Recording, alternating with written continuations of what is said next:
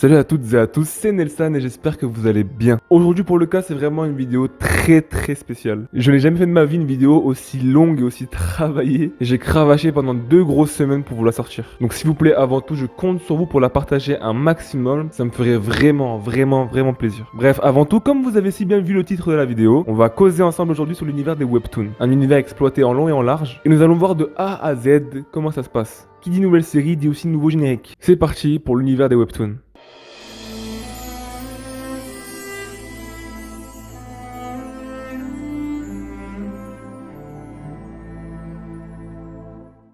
Alors pour commencer, cette vidéo sera en plusieurs parties. Une partie qui me sera réservée d'abord à moi, puis une partie qui sera réservée aux interviews que j'ai fait, que j'ai eu la chance de faire avec des auteurs et illustrateurs de webtoon. Et je tiens aussi à préciser qu'aujourd'hui on parle de webtoon de la plateforme Webtoon. Bref, trêve de mondanité, commençons donc la vidéo. Je vais pas vous définir comme tous les youtubeurs ce que c'est un webtoon, parce que à mon avis si t'as cliqué c'est que tu connais, sinon frérot qu'est-ce que tu fous là? Mais pour résumer, je dirais que Webtoon est une plateforme internationale qui permet de mater des webcomics, et qui permet aussi à tout le monde de publier son webtoon. On le verra aussi après en interview, mais Webtoon aussi paye tous ses auteurs, un peu comme un youtubeur payé par YouTube quoi. Sauf que les auteurs sur Webtoon ont un contrat. Et j'ai commencé les webtoons il y a quelques mois, et j'ai mangé des centaines de chapitres. Mais je trouve le concept vachement addictif. En fait le succès de Webtoon tient sur ça, simplicité, facilité, gratuité. Et d'ailleurs en parlant d'auteurs français, j'ai eu la chance de faire 2 interviews. Une avec l'auteur et illustratrice d'un webtoon sur Webtoon Canvas, donc 2 personnes qui viennent de débuter. Et comme je voulais aussi avoir une vision pro de la chose, j'ai aussi l'immense chance d'interviewer du coup l'auteur de Sex, Drug and Horror. Et eux vous donneront forcément plus d'informations que moi. Et au moins là vous avez l'avis de personnes qui travaillent vraiment dans le domaine.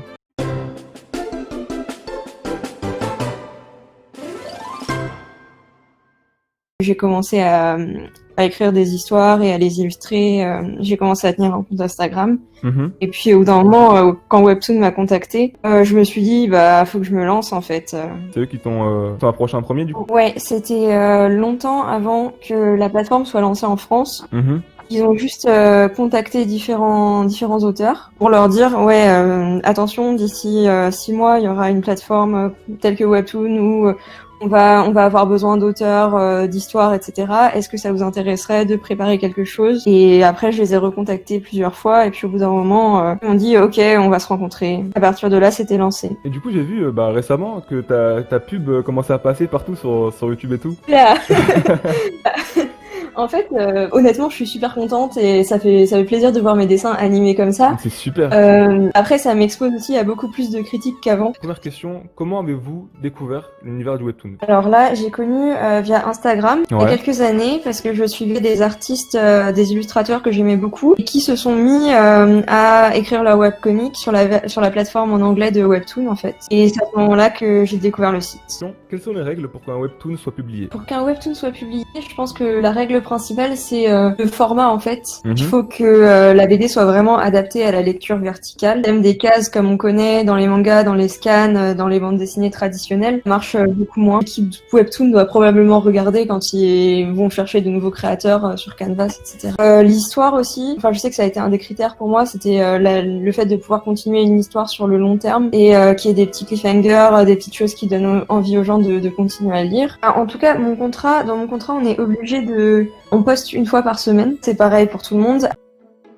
En fait, j'avais toujours eu envie de raconter une histoire sous forme de bande dessinée. Et quand j'ai vu qu'il y avait Webtoon qui arrivait en France, qui cherchait des gens, etc., je me suis dit, c'est le moment de se lancer. L'avantage de Webtoon, c'est que j'ai cette sûreté-là. Je sais que je vais pas me retrouver à la rue du jour au lendemain sans rien à manger. Ah ouais. En fait, ce que j'apprécie aussi dans le fait de bosser pour Webtoon et d'être illustratrice, c'est que je suis mon propre patron. En fait, je suis indépendante. C'est vrai que c'est compliqué et le fait qu'il y ait beaucoup de contenu traduit sur Webtoon, j'en ai parlé avec des abonnés qui sont venus me poser des questions sur Instagram, etc. Ils me demandaient ouais, mais pourquoi toi tu postes qu'une seule fois par semaine alors que El Manoir, il y en a 3 par semaine. Du coup, pourrais-tu dire aux gens pour donner envie d'aller voir du coup Sex, Drug and Horror du coup?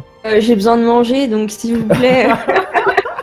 Sérieusement, ce que je peux dire, c'est que si vous avez 18, 20 ans, que vous êtes étudiant, etc., vous pourrez peut-être vous reconnaître, vous pourrez peut-être reconnaître vos potes. C'est toujours sympa, ce genre de BD. Enfin voilà, c'est pour ça que je l'ai faite. C'est pour qu'on puisse tous se reconnaître. Se retrouver dedans. Et puis, ouais, prendre un peu de recul par rapport aux situations qu'on rencontre dans la vie de tous les jours. Ouais, donc écoute, merci d'avoir répondu et prendre le temps d'avoir répondu à ces questions-là. Et merci beaucoup de m'avoir interrogé, ça fait plaisir de parler un peu de ce que je fais. Et puis j'espère que j'ai pu répondre à toutes tes questions.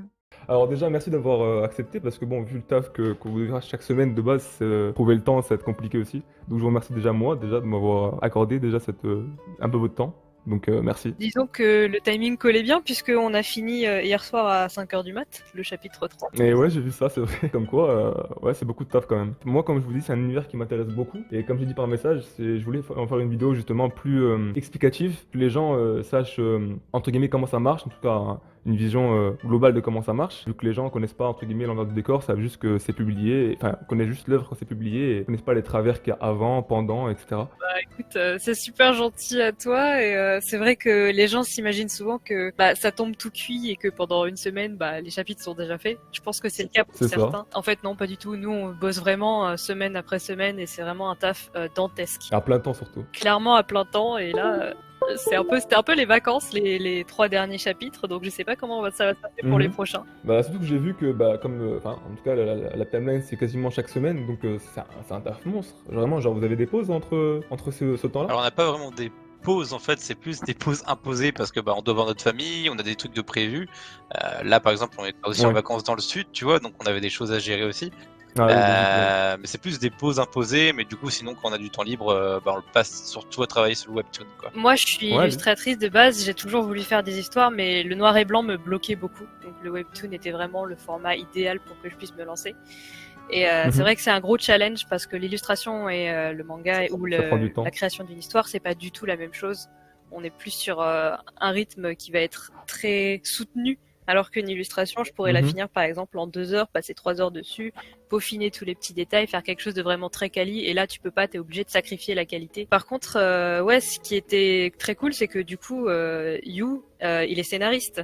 Donc on se voyait mal de pas faire de J'ai vu ça. webtoon. Il est scénariste, je suis illustratrice, c'était un peu une évidence. Ouais, c'était un peu le duo parfait complémentaire Voilà. pour cette aventure-là en tout cas. Sachant Ça paraissait logique. que pour moi en fait c'était un peu plus challenge parce que ça fait des années que j'écris des trucs. En fait j'ai toujours été inspiré un peu par la culture manga, par les romans fantasy, etc. Donc j'ai toujours eu envie d'écrire. La difficulté en fait elle s'était posée d'adapter tout ce que j'avais déjà écrit ou au moins une histoire que j'avais déjà écrite au format webtoon. C'est pas quelque chose de simple, mais c'est quelque chose de faisable et je pense qu'avec Tanita on essaye de vraiment faire au mieux à travers nos storyboards et à travers l'histoire qu'on propose quoi. Vous participez du coup au concours Webtoon, c'est bien ça déjà de base? Ouais, c'est ça. C'est ça? C'est ça. Et comment ça marche le concours? Comment ça fonctionne en tout cas en général? Il y a 3 étapes en fait, il y a plusieurs prix. En fait, il y a un prix global qui est un prix de 10 000 € en fait qui est attribué au gagnant, celui qui aura eu les points du jury, le prix du jury. Il y a aussi des prix de 3 000 € qui sont attribués pour chaque catégorie. Je crois qu'il y a la catégorie romance, la catégorie humour et la catégorie autre. Donc c'est tout ce qui est fantastique, action, thriller, etc.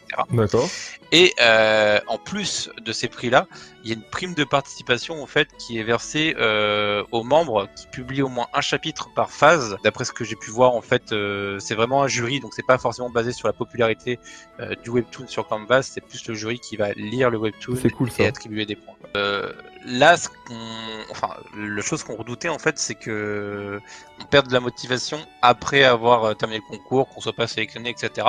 Mais en fait, on arrive au chapitre 3 et on voit qu'on a encore très envie de faire la suite, très envie de donner la suite aux gens. Première question, comment avez-vous découvert l'univers du webtoon? Enfin, les webtoons en général. Alors je pense que ça vient de moi parce que j'en lis énormément et en fait du coup je lisais tout le temps et tout le temps avant de m'endormir j'en lis énormément. Et du coup, je lui ai fait connaître ça aussi. Je lui ai dit, regarde et tout, c'est pas mal. Bon, ça casse pas. Parfois, le scénario, il casse pas 3 pattes à un canard, mais fort, c'est qu'ils arrivent à instaurer du suspense parfois là où il y en a pas. Je me renseignais du coup parce que je me demandais comment ils pouvaient être aussi productifs, etc.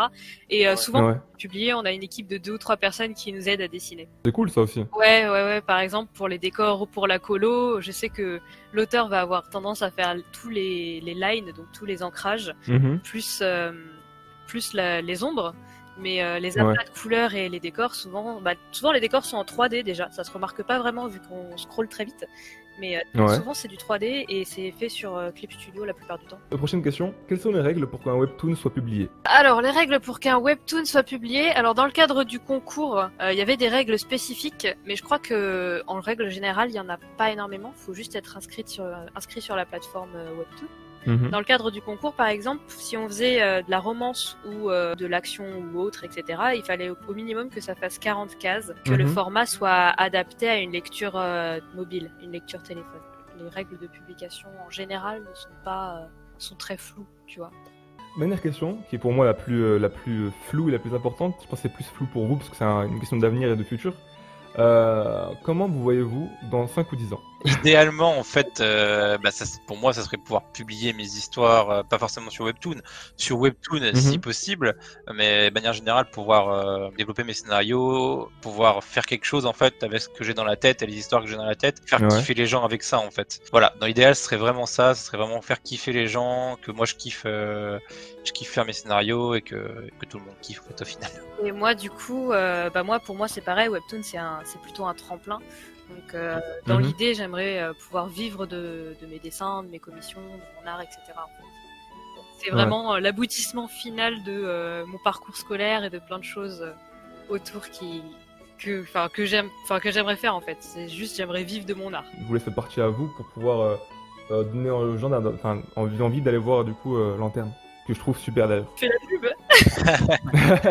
Non mais c'est sympa, mais écoutez, en fait Lanterne, c'est un webtoon qu'on va essayer d'axer sur le fantastique, c'est-à-dire que on a vraiment un univers, on a vraiment des personnages à part, même si ça ne peut pas se voir tout de suite dès les premiers chapitres, on va mettre en place tout ça, on va essayer de les développer. Il y a beaucoup de trucs cool qui vont être mis en place, notamment les combats, il va y avoir des combats entre les différents personnages, contre les monstres aussi qu'on a pu quand même apercevoir. Mais voilà, en tout cas, il y aura plein de trucs cool qui seront mis en place. On a beaucoup d'idées. Soyez prêts, on va essayer de vous balancer du lourd sur Lanterne et puis en attendant, essayer d'aller lire le début quoi. Moi, ce que je dirais du coup pour promouvoir, c'est que si vous êtes fan de culture japonaise plus que de culture coréenne, c'est peut-être le webtoon qui est fait pour vous parce qu'on est vraiment axé manga, animation, etc. Donc foncez. Et en tout cas, merci d'avoir participé à l'interview.